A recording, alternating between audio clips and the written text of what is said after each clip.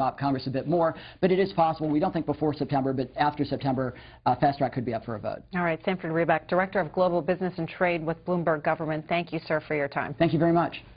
That does it for today's Washington Journal. Now, live coverage of the House. The House will come to order. The chair lays before the House a communication from the Speaker. The Speaker's Rooms, Washington, D.C., July 9, 2013. I hereby appoint the Honorable Chris Collins to act as Speaker pro tempore on this day. Signed, John A. Boehner, Speaker of the House of Representatives.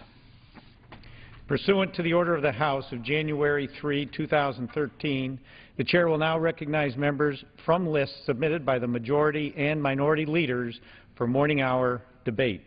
The Chair will alternate recognition between the parties, with each party limited to 1 hour, and each member other than the majority and minority leaders and the minority whip limited to 5 minutes each, but in no event shall debate continue beyond 11:50 a.m.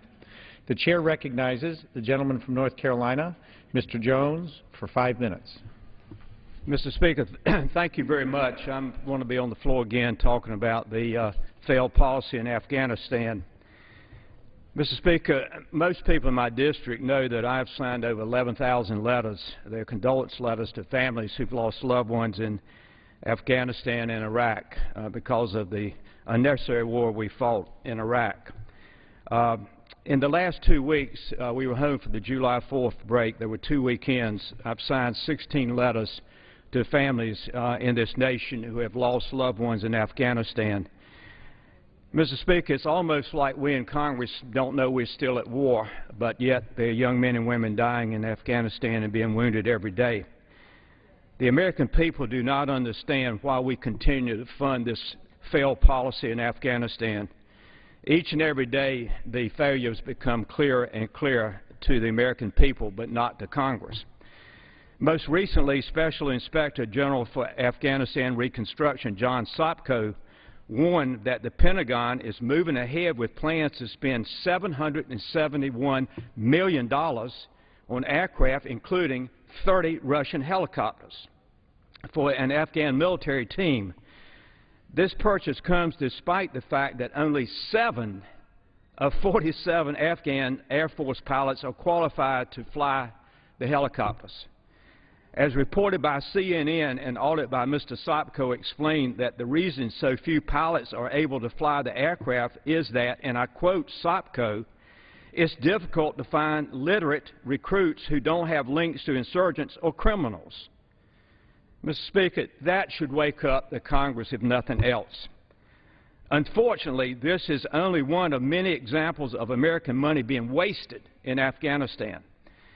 I've written multiple letters requesting a hearing to allow Mr. Sopko to testify before the House Armed Services Committee regarding this and other findings that he has made in Afghanistan, the abuse of American funds, but to my knowledge, a hearing has not been scheduled. I will continue to push the chairman of the Armed Services Committee, which I serve on. Mr. Speaker, what is so sad, truthfully, is for the American taxpayer that their representatives in Washington will continue to spend money in Afghanistan with very little accountability. The American people are tired of this war in Afghanistan. They're tired of seeing young men and women coming back in flag-draped coffins. This administration is in the final stages of negotiating a bilateral security agreement with Afghanistan.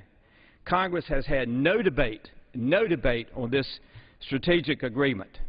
I realize that the President is not required to come before Congress and for approval, but it is that we in Congress should have the concern that we would bring up the issue itself and debate it and vote up or down whether we should stay in Afghanistan for 10 more years. Mr. Speaker, and before closing, I want to remind that in these 16 letters that I signed in the last 2 weeks, several of the letters were addressed to children. And there'd be 2, 3, or 4 children to say, I'm sorry that your father or your brother or your sister or your mother had been killed in Afghanistan. So, Mr. Speaker, in closing, I ask God to please bless the men and women in uniform, to bless the families of our men and women in uniform, and His loving arms that hold the families who've given a child dying for freedom in Afghanistan and Iraq. I ask God to bless the House and Senate that we will do what is right in the eyes of God. I will ask God to bless the President. Give him the courage to do what is right for the American people. And 3 times I will say, with the greatest respect, God please, God please, God please continue to bless America. And I yield back the balance of my time.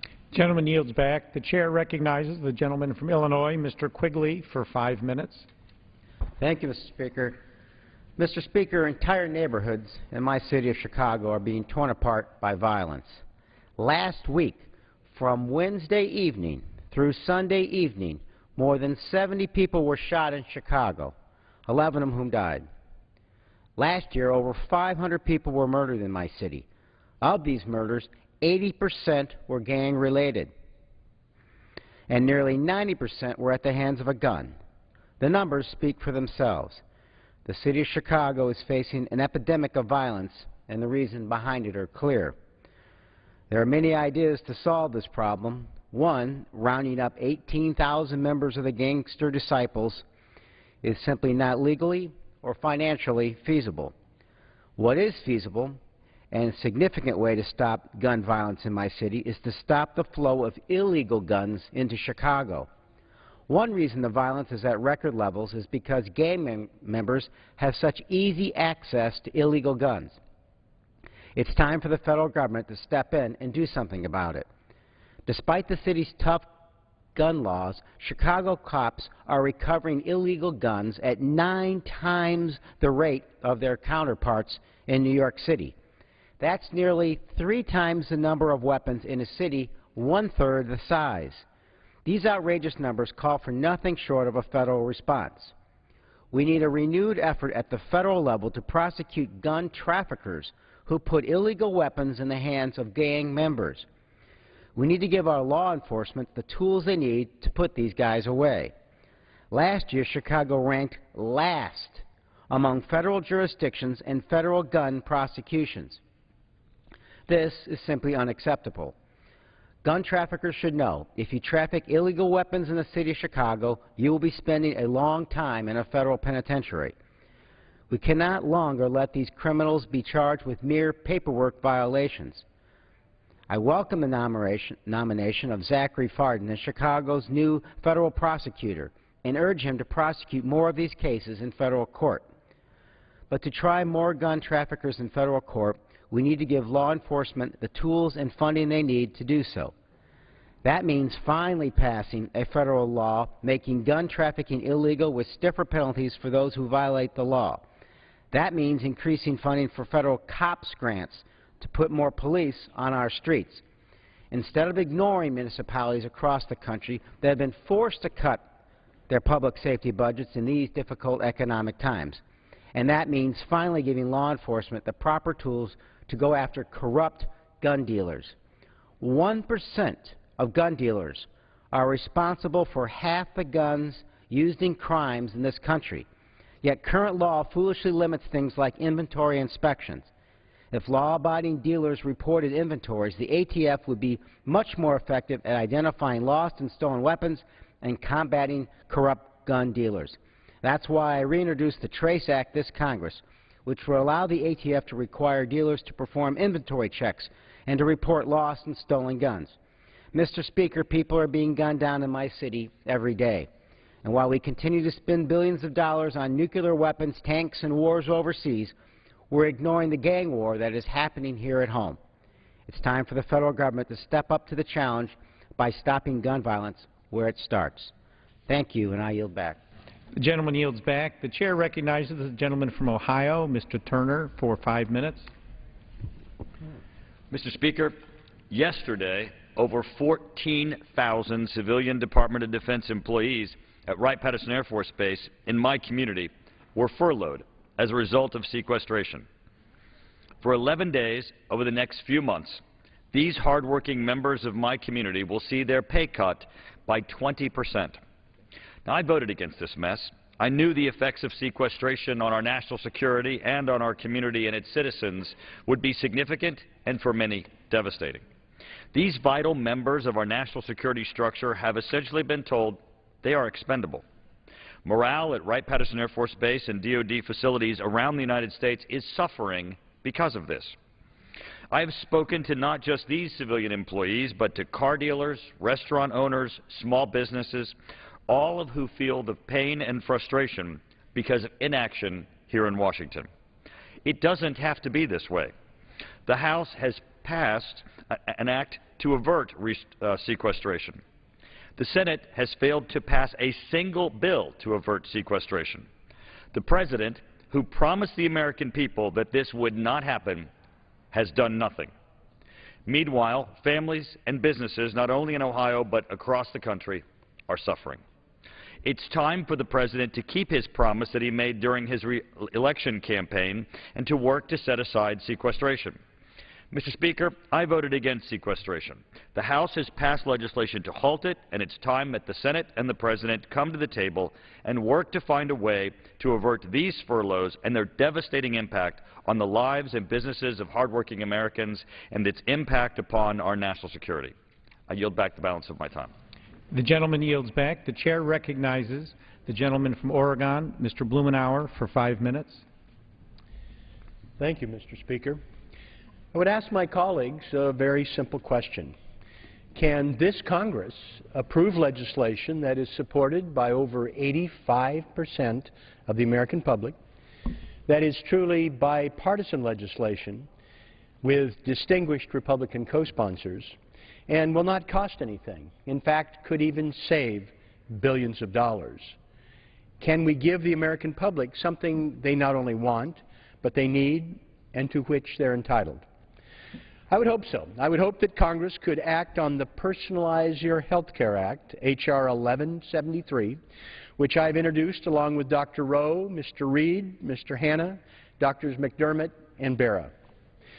I would make part of the record survey research by the Regents Foundation and the National Journal that shows overwhelming public support for this type of protection for families. 96% of Americans surveyed said it was important that these health and end-of-life issues be a top priority for our health care system. 97% agree that it's important that patients and their families be educated about palliative care and end-of-life option treatments available along with curative treatment. And 86% agree that these discussions about palliative care and end-of-life treatment should be fully covered by health insurance. Americans agree that people need to know what faces them in difficult situations approaching end of life or when people are temporarily unable to make medical decisions for themselves. But Medicare, which will pay tens of thousands of dollars for a full hip replacement for a 93-year-old woman with terminal cancer, will not authorize a couple $100 for her and her family to have medical consultation about her personal choices and circumstances for the future. Our legislation will change that. There have been fascinating studies about how doctors die differently from the rest of us because they know what works and what doesn't. Doctors, it turns out, tend to consume health care much differently and often less in their final year of life. It's not that they don't understand. It's not that they don't have access to health care. They can't afford it. They just know their situation better than the rest of us. They know what works, and they know what they want. And usually that means comfort and quality of life and more control.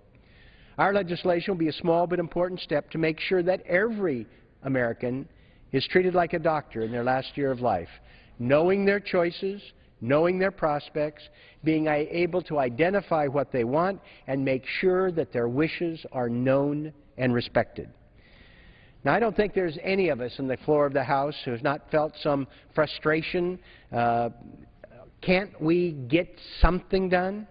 Well, here's an opportunity that doesn't depend upon what your view of Obamacare is. Whether it's implemented, delayed, or repealed doesn't matter. This is legislation that doesn't need to cost anything. It actually will end up saving money, but money is not the point. Can we act together to do something for the public show that we're not paralyzed, that we can work together, that we can make progress in a difficult environment. I would urge my colleagues to join the bipartisan and growing list of members who have co-sponsored the Personalize Your Care Act, H.R. 1173. Someday, Congress is going to deal with the vast looming crises we face. In the meantime, helping patients understand their choices, make their wishes known and respected is an important step to start. Thank you very much. The gentleman yields back. The chair recognizes the gentleman from Pennsylvania, Mr. Barletta, for 5 minutes. Mr. Speaker, I rise today in the wake of the passage of the Senate amnesty bill to shed light on two important elements of illegal immigration that the Senate has grossly overlooked. As we know, the Senate bill pairs border security with amnesty. This makes no sense. You would never replace your carpet at home if you still had a hole in the roof. I'm hopeful that the House will put border security first, but I still have concerns. That's why today I'm introducing two pieces of legislation. One will address the problem of visa overstays, and the other will ask for a full accounting of what went wrong with the 1986 amnesty deal that led to our current illegal immigration problem. The first bill, the Visa Overstay Enforcement Act of 2013, will, for the first time, make staying in the country after your visa has expired a felony criminal offense instead of just a civil offense. Upon a first offense, the visa overstay would bring a $10,000 fine and 1 year in jail. The illegal immigrant may not be legally admitted in the United States for 5 years from the date of conviction and may not apply for a visa for 10 years after the conviction. A second offense would be subject to a fine of $15,000 and up to 5 years in jail. The illegal immigrant would be banned from entering the United States for life. Now, most of the talk about this issue has been focused on the southern border, but that won't solve our illegal immigration problem alone. If we fix our broken visa system, we can take care of nearly half of our illegal immigration concerns. The second part of this bill requires the Secretary of Homeland Security to submit a plan to Congress detailing a biometric exit program involving the taking of fingerprints of those leaving the country at all land, sea, and airports. As I have often said, since 40% of illegal immigrants here today are here on an expired visa, it is obvious that if your state is home to an international airport, then you effectively live in a border state. And we should learn from history. In 1986, we were told that if we just granted amnesty to 1.5 million illegal immigrants, the problem would go away. That didn't happen. Instead, 3 million people came here to take advantage of amnesty. We need to know what effect the 1986 amnesty program had on the American worker and whether the effects still linger today. Were wages depressed, or were jobs taken away from legal workers because so many received amnesty? We should learn our lesson. My second piece of legislation is the 1986 Amnesty Transparency Act. It requires a comprehensive report on the failures of the Immigration Reform and Control Act of 1986, which are many. Speaking of 1986, let's remember that in that year, one of the bombers in the 1993 World Trade Center attack was granted amnesty. He had originally arrived on an agricultural visa.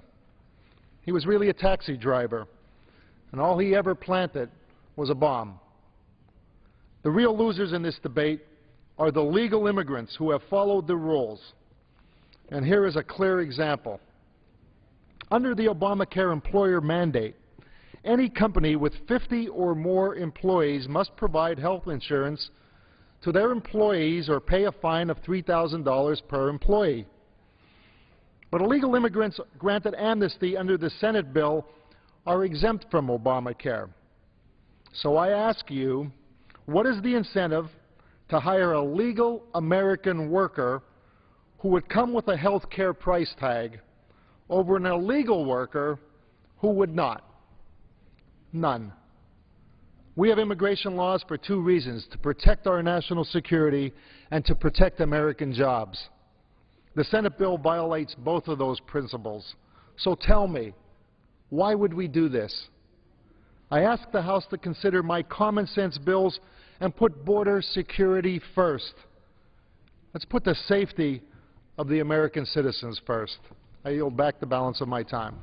The gentleman yields back. The chair recognizes the gentleman from Pennsylvania, Mr. Thompson, for 5 minutes.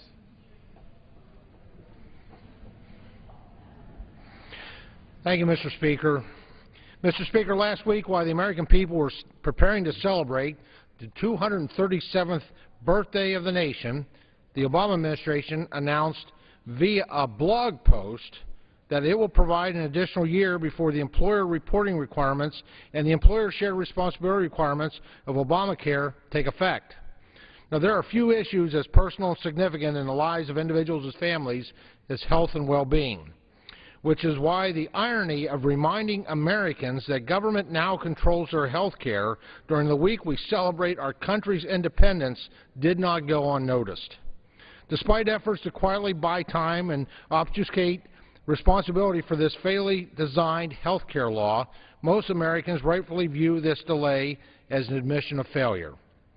Mr. Speaker, the businesses that provide the jobs and the source of health care coverage for most Americans were not surprised by this announcement. Most are well aware that this law was thoughtlessly rammed through Congress in the middle of the night with a litany of technical flaws and other blatant failures. Unfortunately, employers have been struggling with high health care costs since before the law passed. Given the combined pressure of new taxes and regulations, businesses are hurting exponentially worse now than that the law's provisions have began to take effect. These new government mandates incentivize businesses to reduce their workforce to under 50 full-time equivalency employees. To avoid financial penalties, the incentive under Obamacare is to reduce individual hours to avoid these mandates. Employees now face the redefinition of full-time down to just 35 hours per week.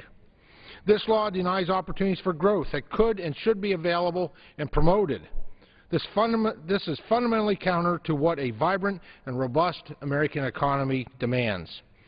Fewer jobs and reduced individual hours are not good for individuals, for families, for businesses, or for our economy.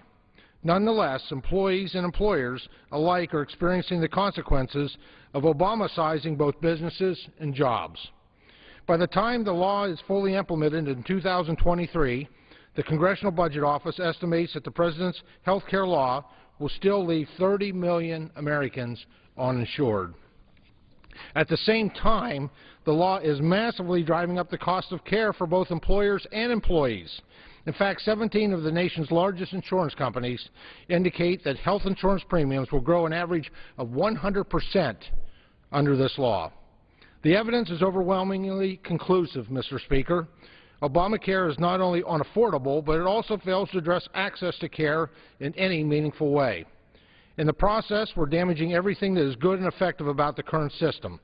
To boot, we're undermining growth and stalling our economic recovery. Effectively, we've thrown the baby out with the bathwater. The fact that the White House used a blog post to announce the employer mandate change reveals just how desperate the administration is to cover up the flaws of this fatally flawed bill. Unfortunately, this is not something the White House was willing to admit until after the midterm election. Thank you, Mr. Speaker, and I yield back the balance of my time. The gentleman yields back. The chair recognizes the gentleman from California, Mr. Royce, for 5 minutes.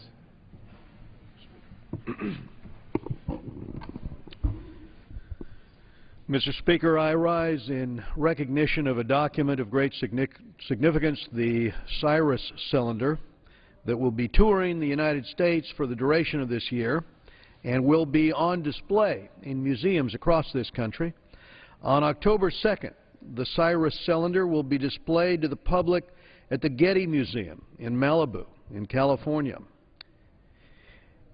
As what historians call the first Bill of Human Rights, The Cyrus cylinder out of Persia remains important particularly as the cylinder's inheritors, the people of Iran, continue to suffer under the repressive Islamic Republic in Iran.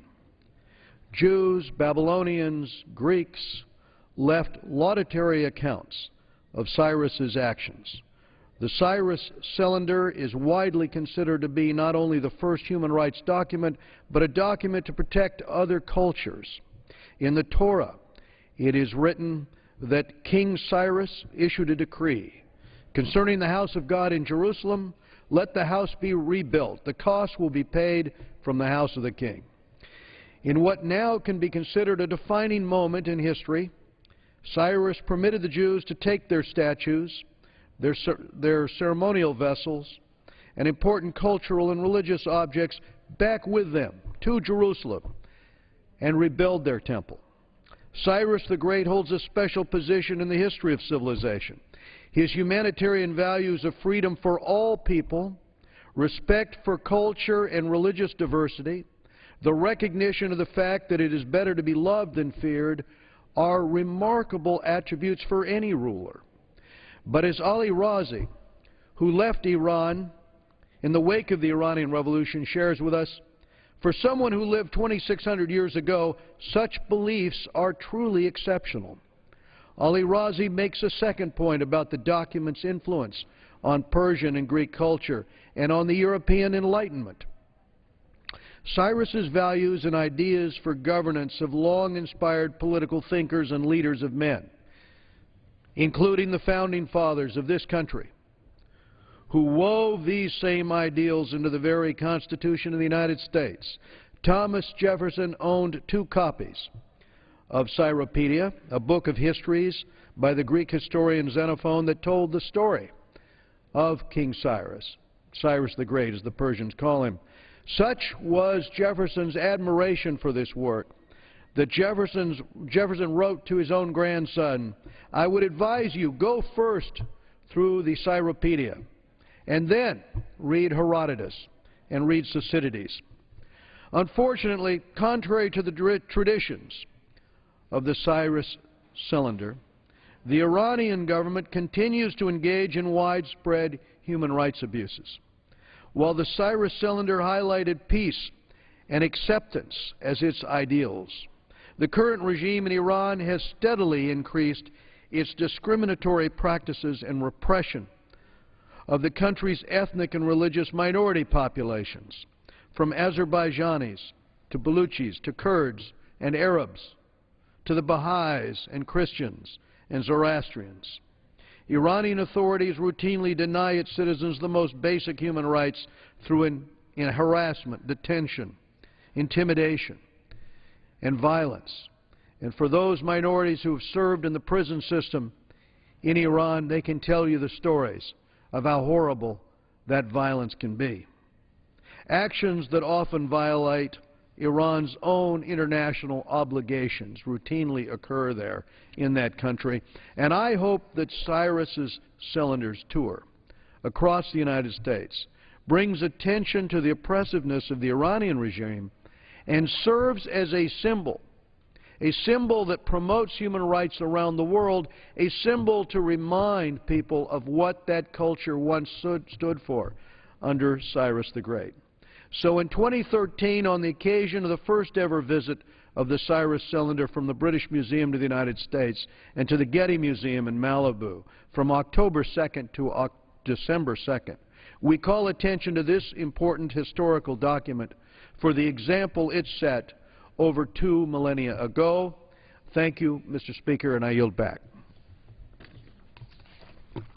The gentleman yields. The chair recognizes the gentlewoman from California, Ms. Pelosi. Thank you, Mr. Speaker. Mr. Speaker, this past weekend, as the nation celebrated the 4th of July, the birth of our country, a tragedy struck. As all the world knows, a plane crash-landed at San Francisco Airport, something very uncommon, but something that shared a common interest.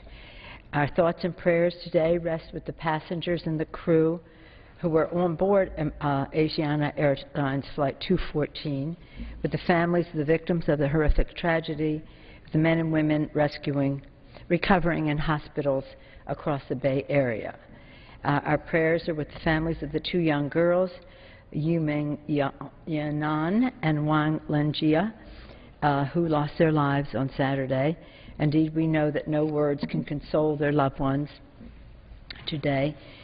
All of San Francisco shares in their shock and grief. We will do everything we can do to care for those affected and their families. The sudden crash shook the grounds of San Francisco International Airport, testing the training, strength, and courage of those who will be the first on the scene. As a representative of San Francisco in the Congress, a privilege I share with Congresswoman Jackie Speier, who the airport is actually in Congresswoman Speier's district. We will join together to observe and mourn the losses tomorrow when some more of our members are here back from the Arizona tragedy. But for now, I wanted not another day to go by before commending the crew. They performed just so heroically. The crew was so magnificent, and a reminder to us that the first responsibility of the crew is safety, that they are trained for it, and they performed magnificently. And the flight attendant, the lead flight attendant, was the last person to leave the plane, not until everyone else was off. First responders responded in characteristic fashion, with bravery, with valor, without regard for their own safety, with their sights and set only on the safety of others. Their stories are so remarkable. Their stories are so remarkable about what they saw on the plane and how people responded. And it was also the coolness and the cooperation, not only of the crew, but of many of the passengers that enabled so many people to be saved. Seeing the sight of the plane and the crash, it was almost miraculous to think that so many people would survive the crash. There was only minutes to react, and within minutes, the flight crew and the San Francisco and San Mateo police officers and fire departments were climbing up the rescue chutes, running through smoke-filled aisles, and leading passengers out to safety. Within minutes, Fire Rescue Captain Torrey Malloy and his team had set up a triage and treatment area so they could immediately evacuate the most severely injured. Within minutes, the air traffic controllers and airport staff were effectively diverting traffic and travelers to secure the area. Within minutes, local hospital staff had made ready,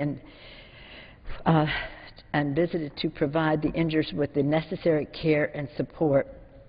As we speak, the injured are recovering at San Francisco General Hospital. It's a source of pride to us in San Francisco. It is a major trauma center, and if you have to go to a trauma center, San Francisco General is the gold standard.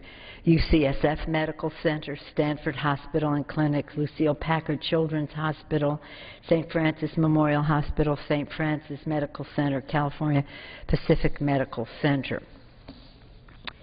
The swift and fearless response of each of the men and women who responded, each of these are heroes, saved the lives of many on the Asiana flight.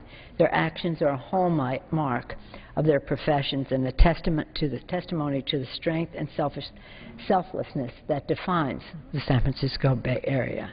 The story of Asiana Flight 214 is not over.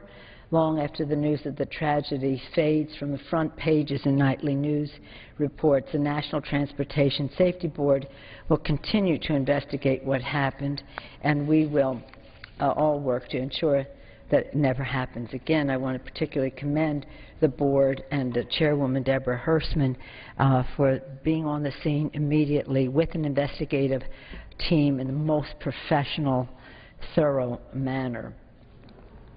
We will continue to work with the Federal Aviation Administration and San Francisco International Airport to ensure that our planes are secure, our passengers are safe, our U.S. aviation remains the safest way to travel. It's been decades since we had any incident at the San Francisco airport. I can't remember any. We will honor the acts of first responders, the flight crew, weren't they magnificent? Weren't they all? The air traffic controllers, the hospital staffs. We remember those lost in the tragedy and will do what we can to always ensure the safety and security of all travelers in America. Again, our prayers are with those who suffered through that tragedy and the trauma that many experience that is beyond physical, but hopefully comforted by the prayers and interest of others. But with that, I yield back the balance of my time, Mr. Speaker.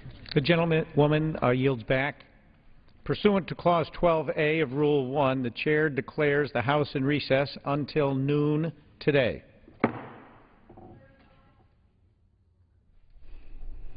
And just repeating, the House will return for legislative work at noon Eastern today. Members are expected to spend the rest of the day on energy and water project spending for fiscal year 2014.